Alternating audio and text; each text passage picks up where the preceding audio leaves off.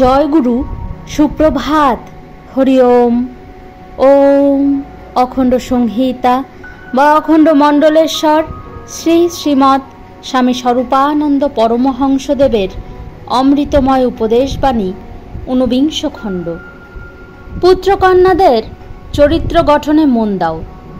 রাজশাহী জেলা অন্তর্গত ঘোড়ামারা নিবাসী অপর এক পত্রলেখকের পত্রের উত্তরে শ্রী শ্রী বাবামণি লিখিলেন, পুত্রকন্যাগুলিকে চরিত্রবল সম্পন্ন এবং ভগবৎ প্রেমিক করিয়া গড়িয়া তুলিবার চেষ্টা করো।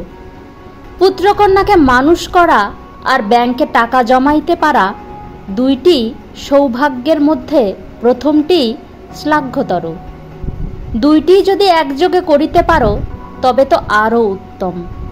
নিতান্ত অভাবগ্রস্ত পরিবারও সঞ্চয় স্বভাবের দরুন আখেরে কিছু টাকা জমাইতে পারে, যাহা দ্বারা জীবনের কোনো বৃহৎ ও অপূরণীয় স্বাদ তাহারা পুরাইয়া যাইতে পারে।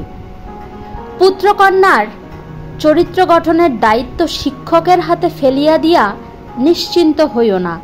তাহারা উপদেশই দিতে পারেন, দৃষ্টান্ত দেখাইবার অবসর তাহাদের কোথায়? দৃষ্টান্ত দেখাইবেন পিতামাতা।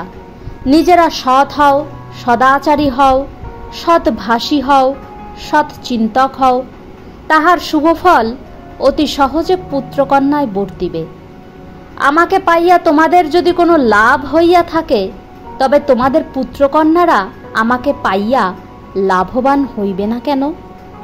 আমি আজীবন তোমাদিগকে সচ্চরিত্র, স্বাবলম্বী, সংযমী, সৎ পথচারী ও সৎ অনুশীলনরত করিতেই চাহিয়াছি। তোমাদের পুত্রকন্যাদিগকেও আমি তাহাই দেখিতে চাহি। পুত্রকন্যাদের ভবিষ্যৎকে আর অবহেলা করিও না। তোমার পুত্রকন্যা কেবল তোমারই পুত্রকন্যা নয়, তাহারা সমগ্র জাতির ভবিষ্যৎ। একদল কাপুরুষে বা দুর্বৃত্তে, একদল পশুতে বা হত্যারুতে যদি দেশটা ভরিয়া যায়, তবে তাহা কি আমাদের কোনো আনন্দ উৎসবের কারণ হইবে? হরি ওম।